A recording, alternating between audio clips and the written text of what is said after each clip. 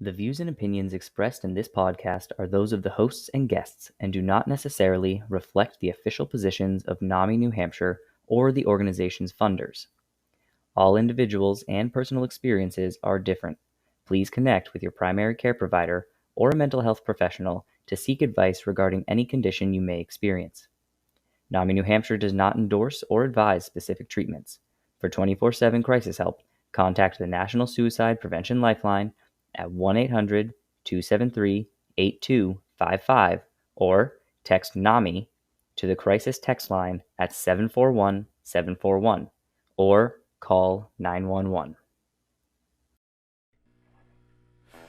It's time we talked about it. I'm getting tired of living without it. The things in my life just don't make any sense. Each day I wake in the morning, but every day just feels so boring. I don't understand just what I need to change. It's up to you to want to do the things you want to do. And though it's temporary, feeling sad can be so scary. I love the ones who understand me. I never want to feel so angry. I never want to feel like this again. Welcome to the 603 Stories Podcast, a monthly mental health podcast made by young adults for young adults, where we share stories, make connections, and find hope. Any ads throughout this podcast are not associated with 603 Stories or the 603 Stories Podcast. There will be sensitive subjects discussed during this podcast. Should you need them, the National Suicide Prevention Lifeline is 1-800-273-8255, or you can text the crisis text line by texting 741-741. Hello, everyone, and welcome back to the 603 Stories podcast. I'm Jace. I'll be one of your hosts, and this is a mental health podcast by and for young adults. I'm Heather, and as a reminder, Jace and I are not mental health professionals. We are just two young folks who are passionate about mental health. And today we are here with three wonderful guests to talk about stress. So let's take a moment to let them introduce themselves. Hi, everyone. I'm Erin Murphy. I'm the junior class president at Windham High School. I started working with NAMI. I started working a lot with NAMI like a year and a half ago after my cousin Amy and I's video, Dear Younger Me, won the Magnify Voices Expressive Arts Contest. Hi, everyone. My name's Katie. I am a senior at Concord High School. I am 18 years old, and I am currently serving on Reach One, Teach One, Love One's peer board as secretary. Hi, I'm Oakley. I'm a junior from Hollis Brookline. I use she, they, and it pronouns interchangeably. And I am also the youngest chairwoman on the Hannah Grace Bazemore Foundation, just board in general. It's a nonprofit organization specifically for suicide prevention. And I've also been in, I can't even count on my fingers alone how many projects I've been in involving mental health. It's been something I've advocated for since as long as my memory can serve, really, at least 2017 or so. So we want to thank you three for joining us today and taking the time to discuss how stress impacts you and how you've dealt with it in positive ways. So right now, Heather and I are just going to take a moment to kind of talk a little bit about stress, what that might look like, and what are some things that can increase stress in a young adult's life. The first one that I tend to think of is pressure and expectations. So I know that when I was in high school, I was dealing with a lot of pressure and expectations from different places in my life. So my family, I had a lot of pressure coming from them to get good grades in school. So school was also a stress, but also sports. I was always pushing myself to be a better athlete. And then adding work on top of that, there was just stress coming from different angles in my life. And I always dealt with it in different ways, sometimes positive, sometimes not so positive. But today we're here to talk about the ways that we can handle things positively. I actually have a pretty similar experience, not so surprisingly as it often goes. During high school, I was one of the little like balls of anxiety, lots of expectations for, getting good grades. I have an older sibling who, was the honors student, taking honors classes, went to a good college, and I did fine and ended up going to art school. So not, again, really hitting expectations for what my family might have intended. And even like in college, I had the horrible habit of spreading myself too thin. I did like, work, school, helping family, projects around the house, anything and everything until I hit the point of burnout. And just didn't give myself the time to reboot like I needed and refresh and take care of myself. So my stress level was like through the roof at that point. And another stressful thing that is common in a lot of people's lives, especially those living with mental illness, is stigma. People deal with stigma day in and day out, and the stigma of an identity or a mental illness can really cause a lot of stress for people because you want to be seen for who you are, not just the mental illness you have or your gender or sexual identity, but it comes with a lot of stigma, and carrying that around day to day can really work its way into your life and into your mental health. Absolutely. And I would say honestly that it was the biggest barrier for me actually taking care of myself. I was one of the folks who was like, therapy, get to it later. Therapy, get to it later. Because it wasn't something that was normalized. It wasn't something that was taught to be a priority. And it can be a huge barrier for accessing help, de-stressing, and caring for yourself. So there are a lot of different areas that stress can come from in our lives, and there are a lot of different things that can kind of increase that stress as we go through our day-to-day. And now we have our three wonderful guests to share a little bit about their experiences with stress with us and talk a little bit about how they worked through it. So Erin, without further ado, take it away. I loved everything both of you guys just said. Heather, it sounds like we're just the same person. Burnout is so common for me, especially lately. And when I think about areas of my life right now that are like full of stress, I do think of, school's the first thing that comes up, but I really struggle with like time management. And I feel like I was never really like taught, I guess, how to manage my time. So I'm like right now spreading myself really, really thin with classes and being class president and working with NAMI and doing all the things that I'm so passionate about doing and spreading the awareness that I could never stop doing any of the things that I'm doing because that's what I'm passionate about. It's been really hard to figure out something to take off that to-do list. Like I don't want to stop working and I don't want to stop advocating, but it can be stressful at times, especially when you're someone who naturally kind of falls into like a caregiving role in like your friendships or your, familial or family relationships. It's like really hard. And I'm very fortunate that my family has always encouraged me to go to therapy. And I know that that is a privilege. And I work really hard with my therapist to talk about that. Like taking care of myself, prioritizing myself in a relationship or a friendship, or it can just be really hard. Like high school is hard in general. And then you throw in all of these other factors of today. Like I was just talking to a parent about my school uses Power School, which is like how we all access our grades at home. So I go home from school where I'm supposed to be, I'm working or something, but I'm supposed to be taking a break. And I get notifications, oh, your Spanish grade just went down to a C. Lovely. Now I have so much stress that I'm just figuring out what test I failed or what quiz I failed. And I think there is where the expectation piece comes in for me from like my friends and my peers, that you're just always expected to be like on it and just doing everything perfectly. Like high school is stressful nowadays, and I'm sure it always has been, but I think now with technology and the events of the recent years, like things are just stressful.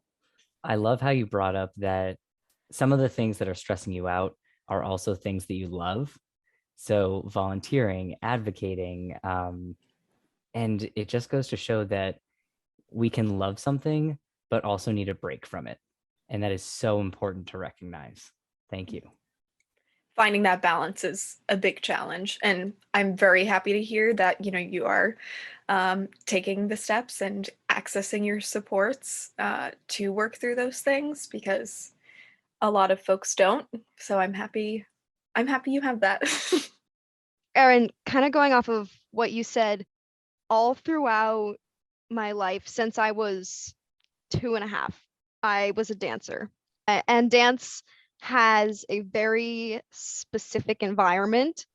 If you've ever been involved in like the performing arts or anything, like someone who has experienced this.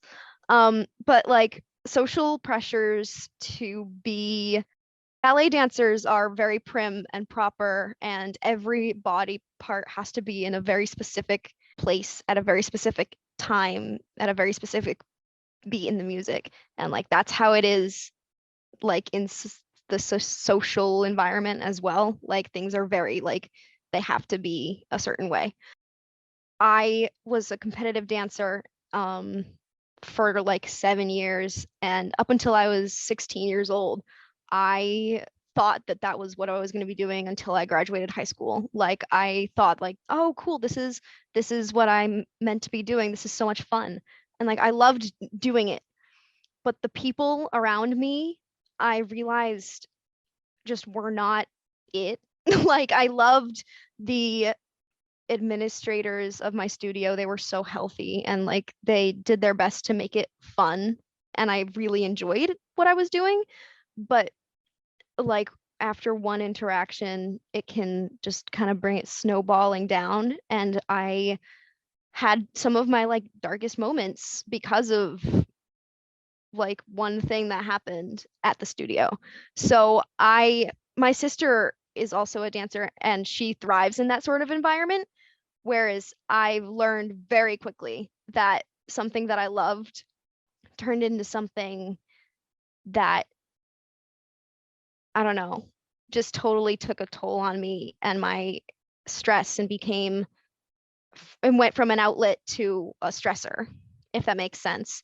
I moved to theater as an outlet, where I can still dance and like still do stuff like that, but it's much healthier for me, instead of like that more competitive environment. I'm in like a more, not like a more recreational environment, but like I do it at my high school, so it's very different.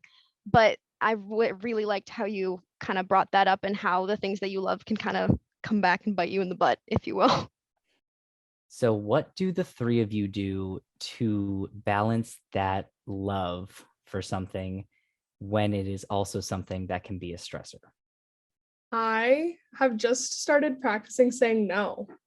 And even when someone doesn't respect that, like sticking with it. Because it's just not like saying no, it's not like me giving you an option. Like when I say no, I can't do something, or no, I can't be present at this event, or no, it's no. It doesn't mean, oh, let me move this around. Like I can't be there. I can't. And sometimes no is because of like a schedule situation, or no is because of where I am emotionally. Like you only have so many dollars in your emotional bank, and if you're gonna go and spend it everywhere, like I can't be running on, I don't know, I can't be in debt all the time.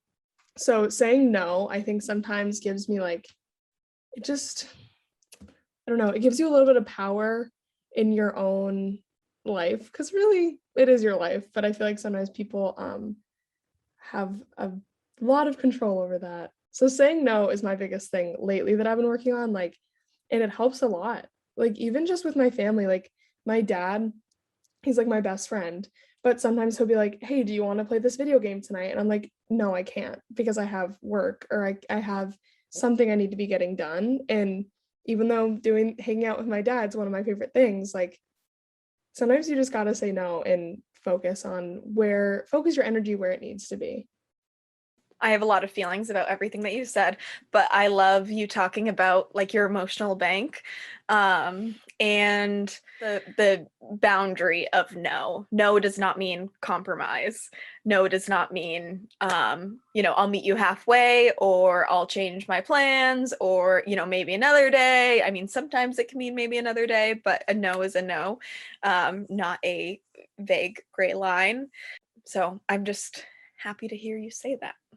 And even sometimes it's I need time by myself. It's not, oh, I have work, or oh, I have class or school or homework. Sometimes a no can just be I need to lay in bed and watch reality TV for 3 hours.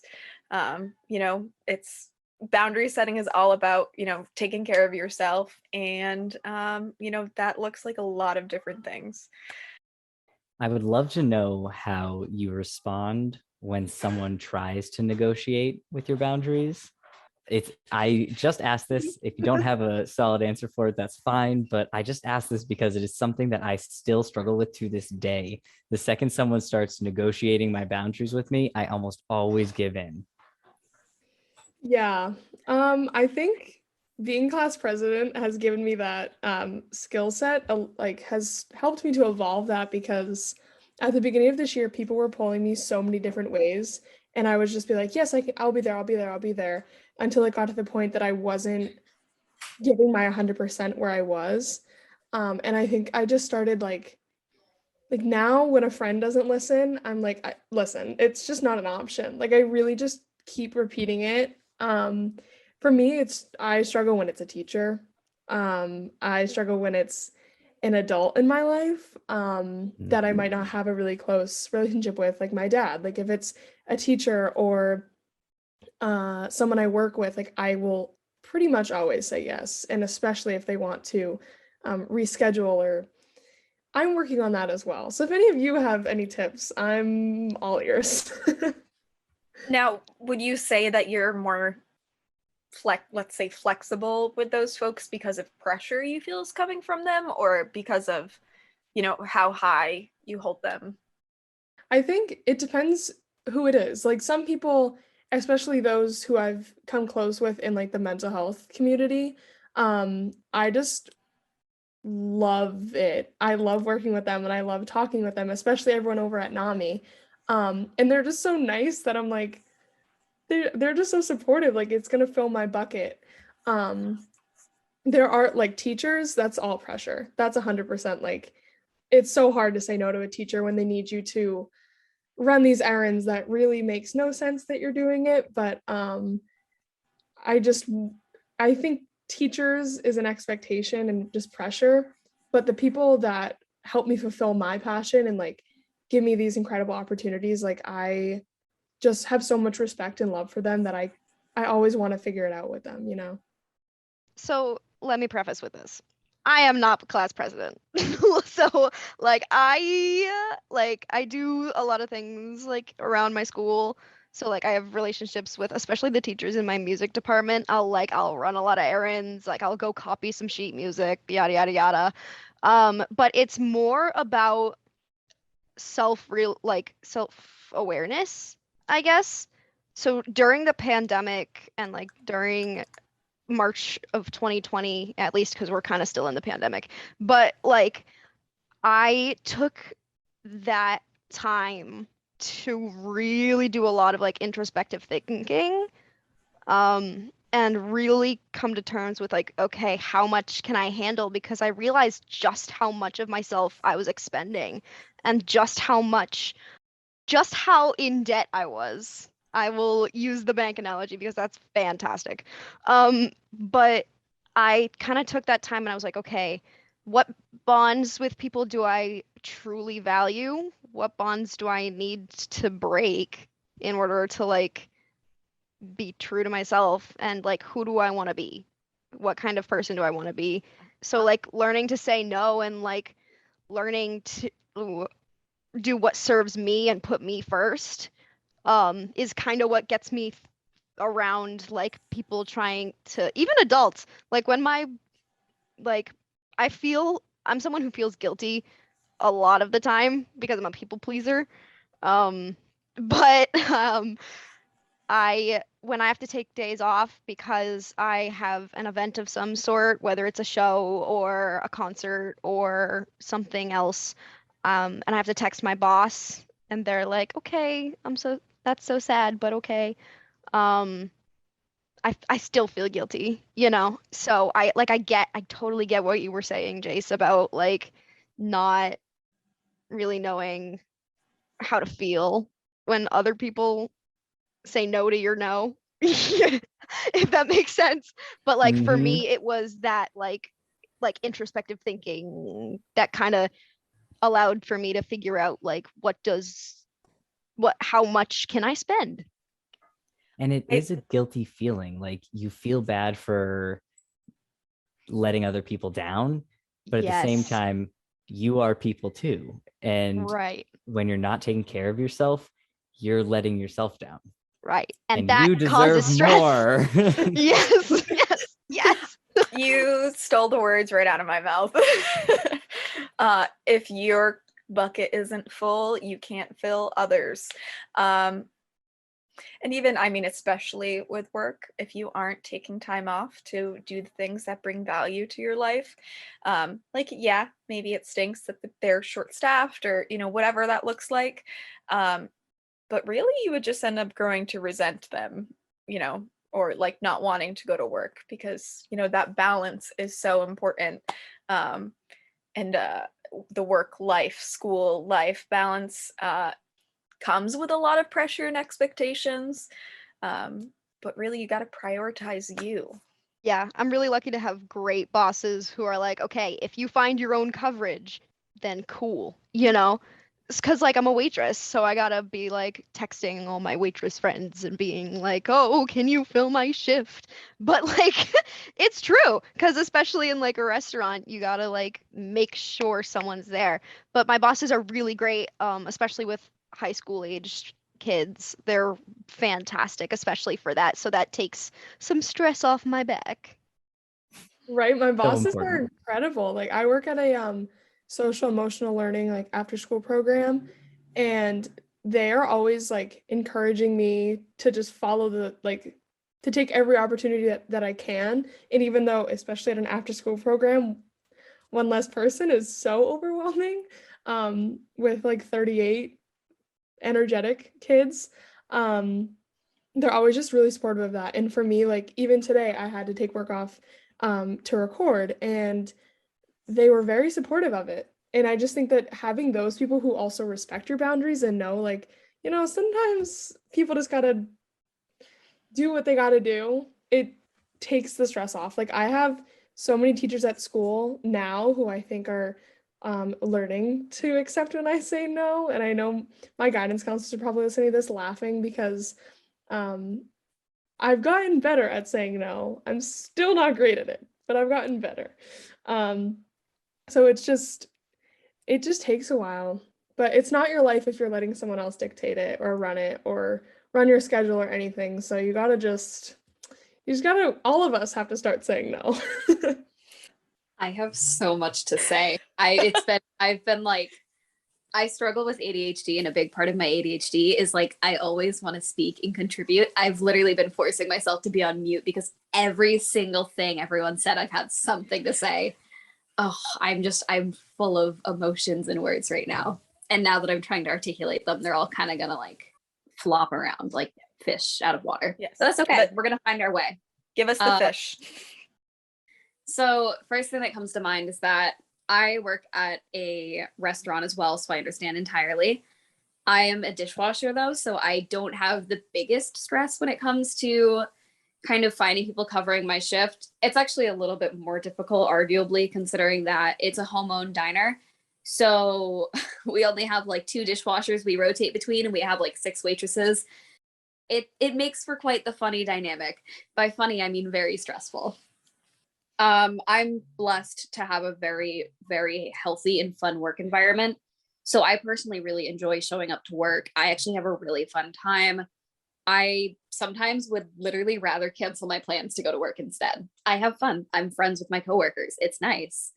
But it can be a really, really big hassle when it comes to trying to manage my time in regards to work, in regards to the fact I'm a student, in regards to the fact that I struggle with mental health daily. There are a lot of things that I still have to work on. I mean, I'm only 17. I have a lot to learn, and I'm already dealing with more responsibilities than a lot of my peers and those that are even older than me. It's a lot to manage. I feel like I've kind of been thrown into the more laborious aspects of the world since I was like 10 or 11, and I really haven't been able to slow down since then. The Going fact back, that you're able to recognize that though is so important. And I just want to support you in every aspect. But then I'm like, wait, no, you take care of myself too. yeah. Funny enough, on that subject, and especially of saying no.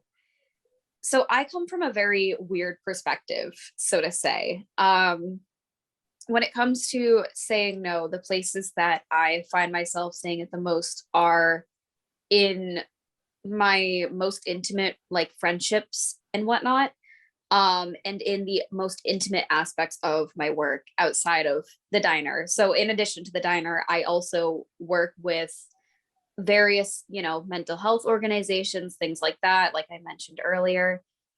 And it's really hard saying no. I'm the kind of person that I love advocating for mental health. It's become like quite literally a fixation of mine over the years.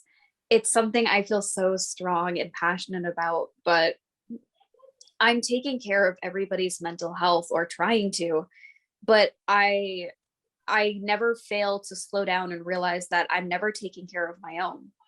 I try to tell myself that by taking care of everyone else's, I'll feel better. But at the end of the day, when I come back home, I'm like, wow, I did a great job. I feel amazing. I did so much. I helped everyone. Then I sit down and I'm like, oh my God, I'm so tired. Well, we're going to do it again tomorrow. Like, I don't stop. I don't ever let myself stop. It actually came to the point where, last night I was out with a few friends and I realized that was the first time I've seen them this whole year. I've only hung out with friends, I think 4 times this year total. And it's not because I just haven't been in the mood to see people. It's because I've been so busy. I literally have 4 to 7 meetings a week. It's been like this for 2 years now. I'm always, always doing stuff. I totally get it. Like trying to take care of yourself while taking care of everyone else. Like I have friends who call me mom. Like like I'm in so many of my friends' phones as Mother Katie. Like, and it's a joke, and like I don't mind. It's like a totally joking thing, and like obviously there's clearly boundaries that I've set, that I've had other people set, yada yada yada. It's very healthy. But like I love that for me. Like I'm very proud of myself, and I'm proud of my little children because I'm a senior and most of them are juniors and yada yada. But like that's why I think that feeling of like wanting to help other people is why I've chosen my career path. So I'm gonna major in psychology at St. A's next year, St. Anselm College. Um and I've been able to I'm gonna do an education minor because I want to help kids in schools as a school psychologist. Um because like I know what helping kids can do. Um like through field work stuff, through my CTE courses, and through the various experiences that I've gotten to have. Like I know how meaningful that can be. So like I totally just wanted to jump in and be like, you and me, like we're just Each gonna other. mother everyone. We're gonna Oh, yeah. parent the world. I think we're actually all just triplets and we're everyone's aunts because because Yep. the second you started saying like your friends have you as mom in their phone, I'm like, I'm the therapist Erin in everyone's phone. And I'm like, it's healthy because my friends now I think understand as I've started advocating like the biggest thing that I love to see is when my friends are like, are you in the right mind space to listen to my problems right now? Like asking permission before you just trauma dump on someone is something that I've tried to advocate for so much. But for me, I just wanted to shout out all the therapist friends out there who have been a therapist friend since like fourth grade, because I'm totally with you on that. But I just needed to say that. I think we're all aunts here, and yeah.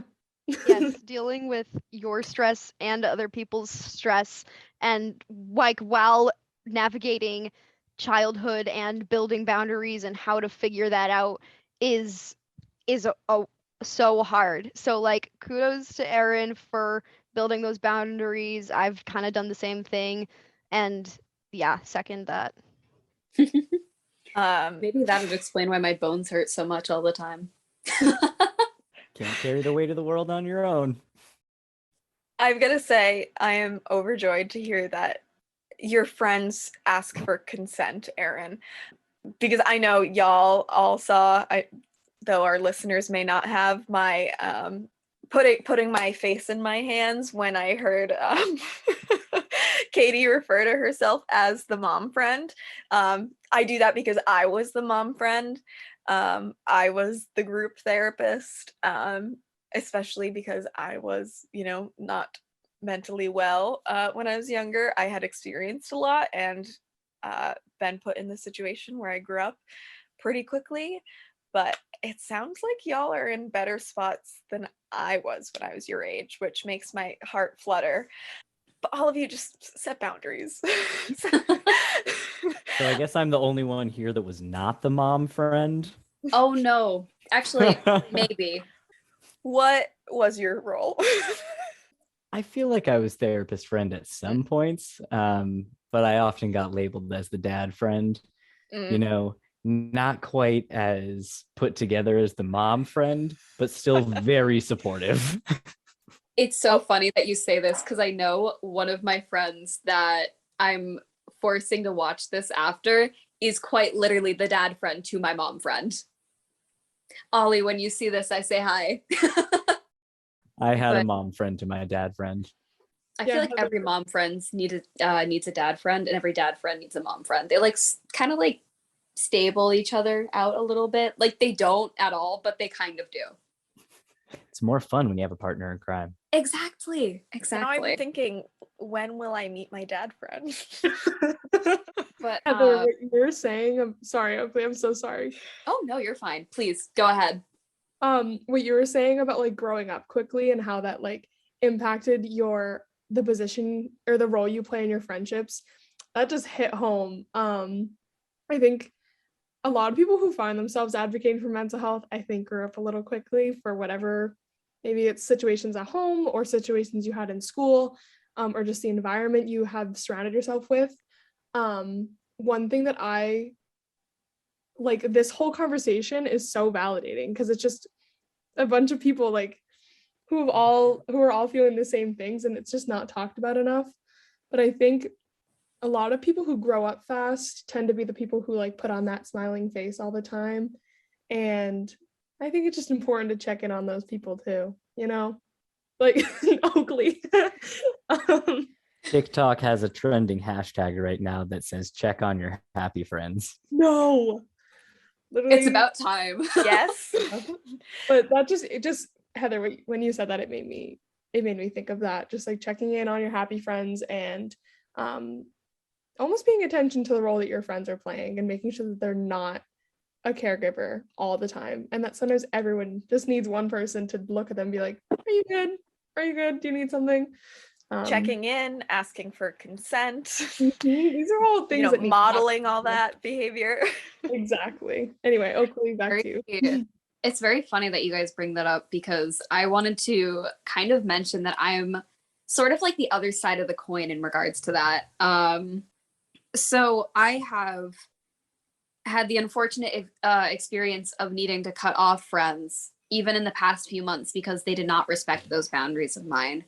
And I tried to have several conversations with them prior, being like, hey, I really care about you, but this isn't working for me right now. And I really want to find that middle ground where you can respect my boundaries and I can respect yours. And we don't keep butting heads over this, because I feel like I'm not being listened to properly. And I don't think either of us are getting in full with what we need. And I think if we don't work this out now, it's only going to get worse. And I don't want this to get worse for either of us. Unfortunately, after those talks, sometimes things really didn't change. In fact, with a few people, it got worse. So, sometimes it comes to the point of needing to set aside your differences and just go your own way. One thing that I have learned over the years is that I'm stuck with myself for the rest of my life. I shouldn't be able to get forced into this role that makes me start to dislike myself. I am, in my eyes, actually, no, not just in my eyes, just in general, I am a priority. I choose myself first and foremost. And if you're not going to respect that, then you don't have that respect for our friendship. So why are we working hard to uphold it? That's the kind of philosophy I've had to adapt. And it hurts because I've had to let go of a lot of people that have really meant the world and more to me. I still care for some of those people to this very day, but until I see some change at some point, I'm just not going back. And that's honestly one of the biggest examples of saying no that I've really been able to stick to.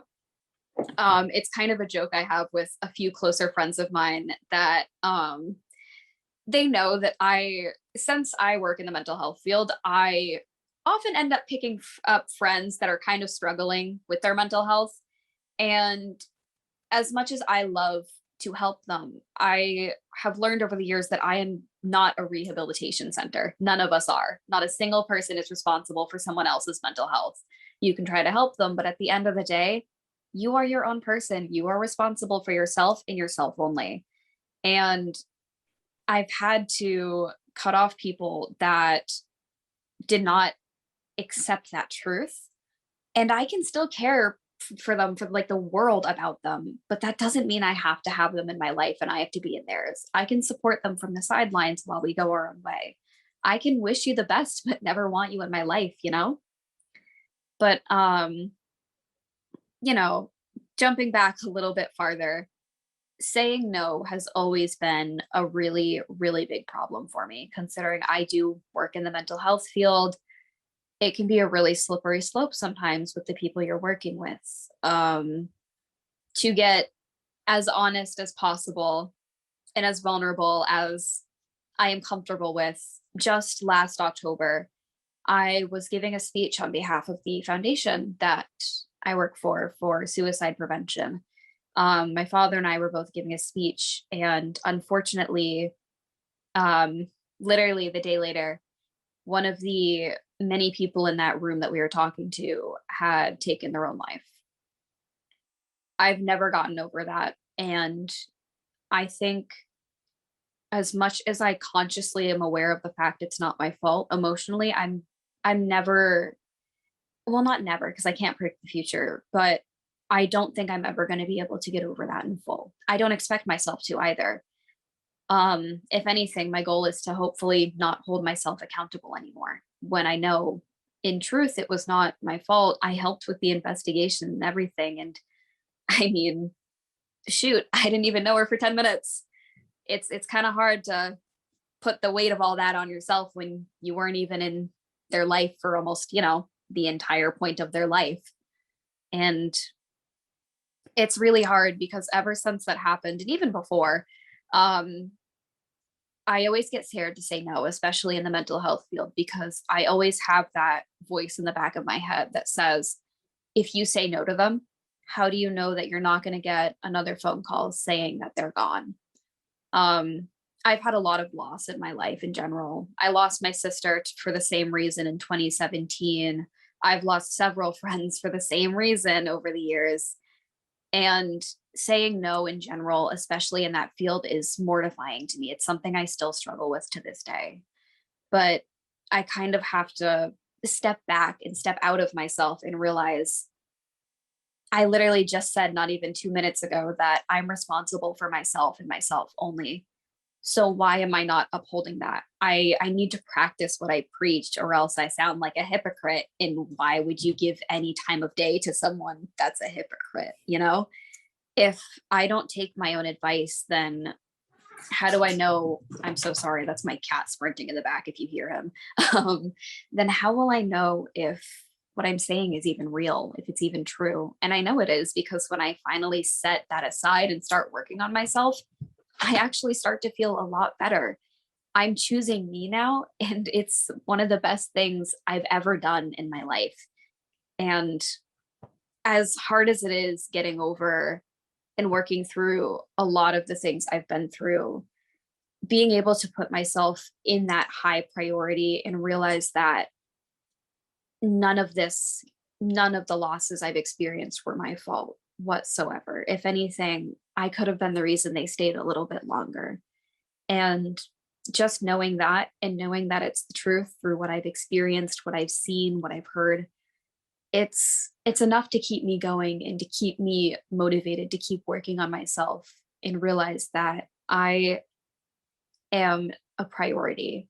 I need to be a priority. I don't just want to or should be. I need to be a priority. Just like how you, every single person listening, everyone that's here, you are a priority. And it's not just that you should be a priority to yourself, you need to be a priority to yourself.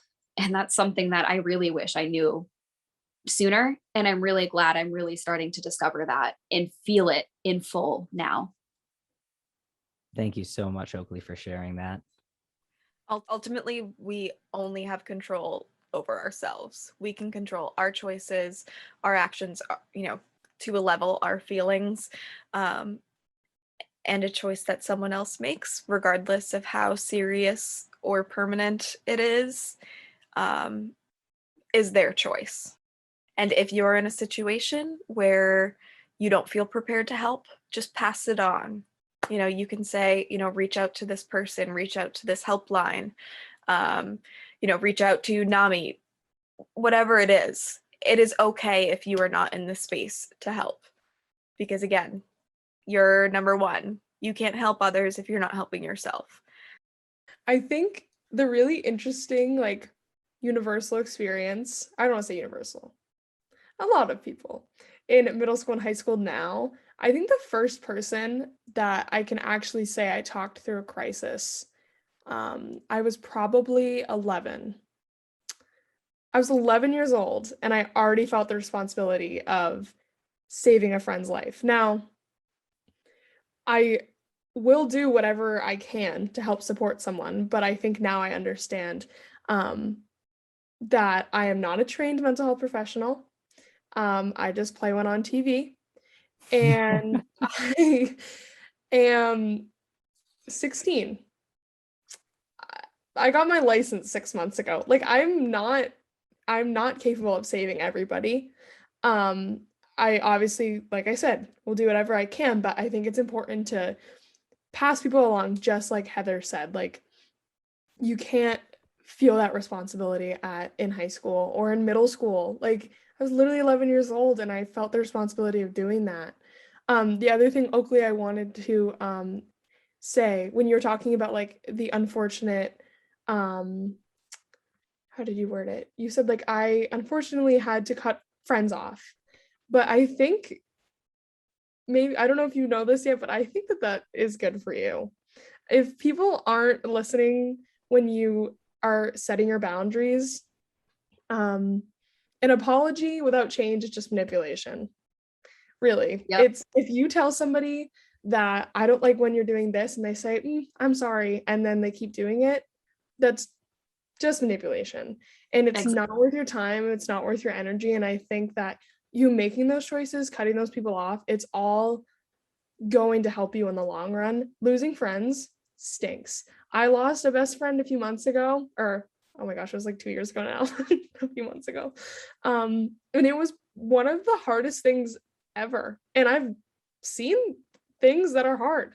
But that was it was a different type of loss. And in the moment, it stunk until you start realizing I'm low-key a much better person, and I like myself a lot more now that I don't have to beg somebody for their validation or whatever whatever it is. So And yeah. losing a friend is a type of loss that we don't talk about very often. I Mhm. mean, when we break up with someone, right? Everyone's always giving you so much advice on how to move on and how to like get back out there kind of thing. But when you lose a friendship, no one's there saying, "Oh, this is how you get over it," because how do you get over it? You know, it's one of those things that you built this intimate connection with a person, and like a breakup, you have to find out how to go forward again and kind of fill in those pieces of your life that they were taking up, but do it in a way that's healthier now, because obviously that person's not in your life for a reason now. So how do you fill those pieces while still taking care of yourself and still making sure that you're doing what's best, not only for the relationships that you're in, but primarily for your own mental health and well-being? Honestly, a big part of that, at least for me, was it kind of I don't want to say getting over myself. It was getting over my sense of self-hatred that I harbored for way, way too long. Honestly, looking back, I don't fully understand why I really didn't like myself for so long, considering I've grown to genuinely appreciate myself as a person. I'm still working on some stuff, obviously, but overall, I really care about myself and I really like myself as a person. But one thing that really helped was starting to really befriend myself and realize that, friends come and go. I've always had, at least one friend with me. And even when it feels like I don't, I've always had myself. And I've always had at least certain people in my family, for example, my dad, as well as like with what Erin said, my dad is also pretty much my best friend. He's always been there for me, and he actually taught me a really important thing when it comes to cutting ties with people, no matter how much you care about them. And it's that anyone that puts themselves in a position to lose me was never worth my time and energy to begin with. That's such a vital thing that I need to start reminding myself, even like to this very day. I think I need to start reminding myself of that more, because cutting off friends is always a hard feeling. It feels like you're missing a part of you. But I've also, especially as of late, have been kind of learning to be content with that sense of emptiness. Sometimes when you lose someone or something, that void that it leaves behind will never quite be filled the same way that it was. And that's not a bad thing. If anything, that's what allows that growth and that change. And if I didn't have that, that ability to, well, that opening, I guess would be a better word, to really grow and change, I wouldn't be who I am to this day. And honestly, that would have sucked. Like that would have sucked so much more. I really like who I am and who I'm becoming. I am not a bite-sized woman whatsoever. And if someone thinks I'm too much, then if they told me that when I was younger, I would have cried. If they say that to me now, I'll just laugh and tell them to go find less. And it's so nice having that mentality. And I think knowing that I am really starting to appreciate myself and have my own back has actually been a really big stress reducer for me, Yeah. funny enough, and how it relates to the topic. But Oh, knowing wait. that I have myself means so much to me. And honestly, it helps me get through the day a lot. It really does. Yeah, I was gonna kind of go off of what you were saying, but so I struggle with anxiety. I have generalized anxiety disorder and social anxiety disorder. Um, but with social anxiety, you kind of go through every day. I say it's like when you're walking down a hallway and it feels as though everyone's eyes are on you when like they're not, but like it feels that way. Um, if I try to explain it to people, that's what I kind of say.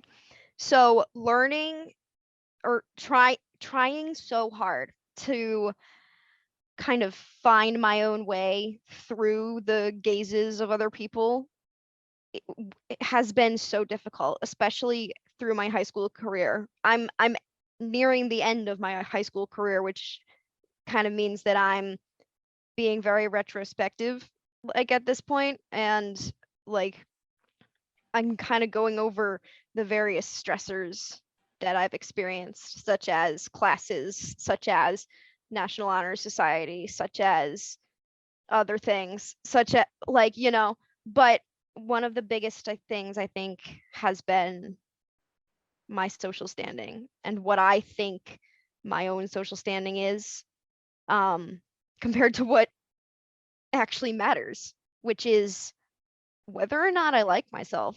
And I think that's been like such a huge stress inducer for me my entire high school career, is other people's expectations of me, like if I'm wearing what's right, if my hair looks good, if I'm in the right social group. Like I this sounds so bad, but I just don't care anymore. Like I turned 18 recently. Like been hitting so many milestones, and I'm like, woohoo, go me. What's next? Like I'm ready to just move on with my life and go experience more stress, if that makes sense. Like I'm ready to show the world that I like who I'm becoming. And I'm really hoping that, like, by talking to other people about stress and about my experience in high school, like, it can help other people go through high school. I have to say, this episode is just as much about stress as it is about growth. I really appreciate y'all sharing your accomplishments and your goals and the skills that you've learned to combat stress. It wasn't quite what I expected out of a conversation about stress, and I just really appreciate it. But I must say, this is probably one of my favorite episodes that we've recorded to date. I just love what all of you have had to say, and just how you put it too. You made the language so accessible, and I will never forget that now I have an emotional bank and I cannot go into debt. Who knew that we just needed 3 high schoolers to give us advice? Debt is stressful. One last thing that would always be good is just a general stress tip. I say this half jokingly. I should probably clarify. I know I'm bad with tone. I see you guys out there who also don't get tone. I feel you. If you're ever feeling stressed, just yell bubbles in the angriest voice you can. Kid you not, never fails to make me laugh. Funniest thing I can do. Just yelling bubbles as angrily as you can. One of my favorite things. I also love it. Totally blanked on the fact that, viewers can't really read a Zoom chat. So I did pop 2 things in there that if you are okay with it and if time will allow it, I very much wanted to share these 2 things with the viewers / listeners. So the first one is a quote, and I'm forgetting completely what it's from. I'm so sorry. If someone knows, please, by all means, reach out to me and tell me, because dear God, it's one of my favorite quotes. The second thing is something that I've just learned in general. I actually pulled it out from one of my little journal entries on my phone. So the first quote is, never forget who and what you are. The rest of the world will not. Wear it like armor and it can never be used against you. I want to say that's from something like Game of Thrones now that I say it out loud. I don't know. But the other thing is that, personally speaking, I've learned over the years that there are thousands of people that love the idea of me. And I'm sure there are thousands of people that love the idea of everyone here and everyone listening. But honestly, not everyone has the maturity to handle the reality of me. And that's okay. That's perfectly fine. Some people are just not going to be my people. So why should I stress out over that? Why stress over people that aren't my people when I could be enjoying my time with my people? So on that bit of advice, do y'all have any words of encouragement to share with our listeners? Yeah. I'll end with this. High school and life, really. You see rom-coms. You see what everything is supposed to look like. That is not real. like at all. You are your own person. You're going to experience things in your own individual way, and that's okay. Like, your experience is valid, your stress is valid, whatever it may be. You may be stressed about the fact that your cereal was warm this morning or something so stupid and random like that. I don't know why that even came to my head. Who Warm knows? cereal would stress me out. It I would. have actually been stressed out over that. Yeah, something so random. It could be completely intangible, but it's valid, and you have every right to be stressed out about that thing. That's something that I've had to learn is my little anxieties, they are valid, and I am deserving to have my little anxieties. And then my little tip that I'm going to end on is to take a moment and reflect upon the bonds that you treasure and strengthen and foster those bonds. And if they're not putting work into it, at least as much as you are, then how much stress should you really have about that relationship? Because they could be a coping mechanism for you. I think there's so much we talked about. I think my favorite thing is that you are your own person. You are your own best friend. You are the person that's going to be with you every single day for the rest of time, or your time. Your life can't be dictated by what everybody else wants you to do. And saying no is okay. If it's something that's not going to fulfill you, or if it's something that you just don't have the money for, the emotional money for. But really, it is something that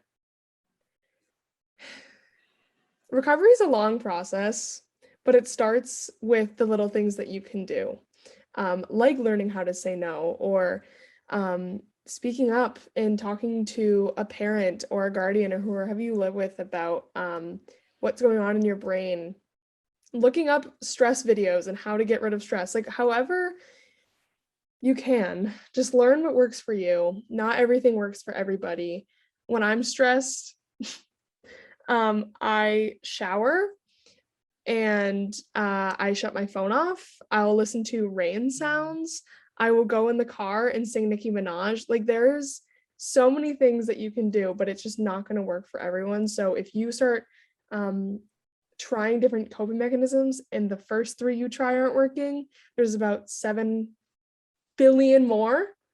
So try some of those. You don't need to try every single one, but try a lot of them. Yeah, not everything works for everyone, but it's going to be okay. Don't make a permanent decision on temporary feelings. You know what I'm saying? Could Love not it. agree with you more on that one.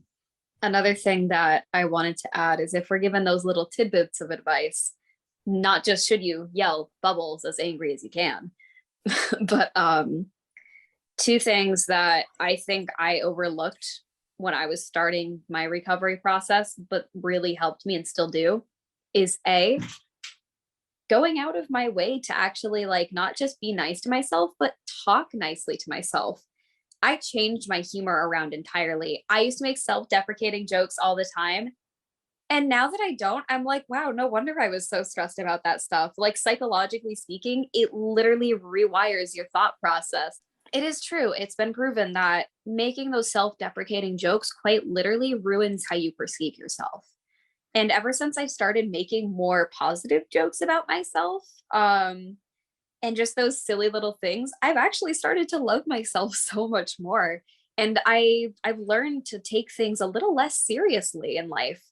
And it's helped a lot with getting less stressed. And the other thing is, it's okay to do things on a whim. It's okay to change things, even if it's last minute, because you're doing, at the end of the day, what you think is best for you. I had 3 meetings yesterday. I didn't show up to any of them. Instead, I took some good old me time. I actually went out of my way to take care of myself and indulge in things that I didn't realize I haven't touched in months, like actual hobbies of mine. I've neglected them all for my work. And it's so bad. But doing that on a whim was honestly the highlight of my week. And I have a feeling it's going to stay the highlight of my week, other than this conversation I'm having with everyone this evening. And, don't be afraid to do those things on a whim either, because it's scary doing things on a whim. It's scary, like, not listening to that but what if voice in my head. But once I do it, I'm like, oh, hey, wait a second, this is actually nice, that, like, way better than the original outcome that I was anticipating. Like, oh my God, this is probably one of the best things I could have done. So don't be afraid to do those things on a whim. And if it ends up being kind of sucky, then that's okay, because you always have the chance to pick yourself up. You can always redo things. You can always restart things. People will always say that once you do something, it's there forever. It's not. They're literally just trying to scare you into conformity, into fitting into what they want you to do. Think of life almost like a video game. You're your own avatar. You can customize yourself, and you can customize the world around you. That's exactly why everyone's here tonight, isn't it? We're all trying to customize the world around us. And based off of how this evening's gone, I would say we're doing a pretty good job. Thank you so much, Oakley. So I guess my little tidbit to wrap this up is, I've always been a very stressed out person, but the thing that has helped me the most has been the 5x5 rule. If I ever find myself getting stressed out about something, I ask myself, is this going to matter in 5 years? And if not, I'm not going to give myself more than 5 minutes to stress out about it. And now sometimes I end up stressing out about it for more than 5 minutes, but the reminder to myself that this isn't going to be something that is stressing me out in 5 years just gives me this wonderful reassurance that I'm going to be okay. And I'm going to get through it, no matter how stressful or how difficult I think it seems in the moment. I know that I have had the strength to make it through every obstacle so far, and I can do that going forward as well. I guess that leaves me. I'd have to say, taking the time to find what you need to cool down and take a break, whether it's doing a grounding technique, doing some mindfulness, or again, going back to 3 hours of reality TV, which is a go-to for myself, or, hanging out with your critter, cat, dog, in bed for a bit, whatever that can look like, can be massively beneficial, whether it's for 5 minutes or 5 hours or whatever amount of time you need. And my other piece of advice is just say no.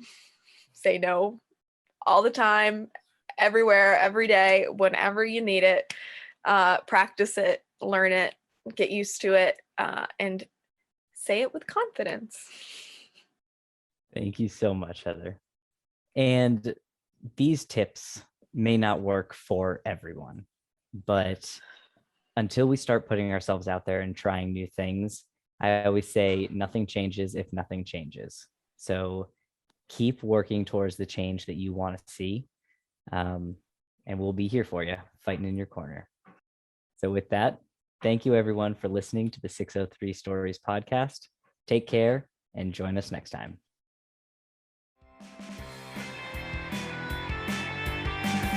Thanks for listening to the 603 Stories podcast, a monthly podcast made by young adults for young adults. You can check out 603 Stories on Facebook or Instagram, or at our website, 603stories.org. Just a reminder, the National Suicide Prevention Lifeline can be reached at 800-273-8255. That's 800-273-TALK. And the crisis text line can be reached by texting to 741-741. Remember, you can make connections, get help, and find hope through 603 Stories.